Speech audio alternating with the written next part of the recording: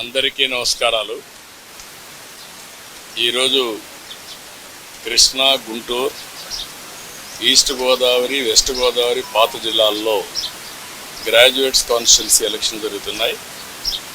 ఉత్తరాంధ్రలో ఎమ్మెల్సీ ఎన్నికలు జరుగుతున్నాయి, అది కూడా టీచర్స్ కాన్స్టిట్యున్సీకి. వీళ్ళందరూ కూడా చదువుకున్న ఓటర్లు.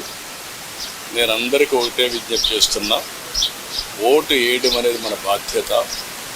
ప్రతి ఒక్కరూ కూడా మీ ఓటు హక్కుని ఉపయోగించుకుని బాధ్యత నెరవేర్చాల్సిన అవసరం ఉంది. భారతదేశం ఒక పెద్ద ప్రజాస్వామ్యం. ఈ ప్రజాస్వామ్య దేశంలో ఓటు అనేది ఒక పెద్ద ఆయుధం. మీ అభిప్రాయాలు మీరు చెప్పడానికి కానీ, అదేవిధంగా భారతదేశంలో ప్రజాస్వామ్యాన్ని చైతన్యంగా పెట్టడానికి ఈ ఓటు అనేది ఒక హక్కు కింద తీసుకొని అందరూ కూడా ఒక బాధ్యత కూడా. ఆ విషయం కూడా మనం గుర్తుపెట్టుకోవాల్సిన అవసరం ఉంది.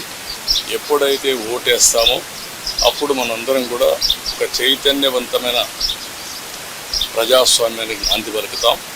అది ప్రోగ్రెస్కి కానీ, వెల్ఫేర్కి కానీ, భారతదేశ ప్రతిష్టకు కానీ పనిచేస్తుంది.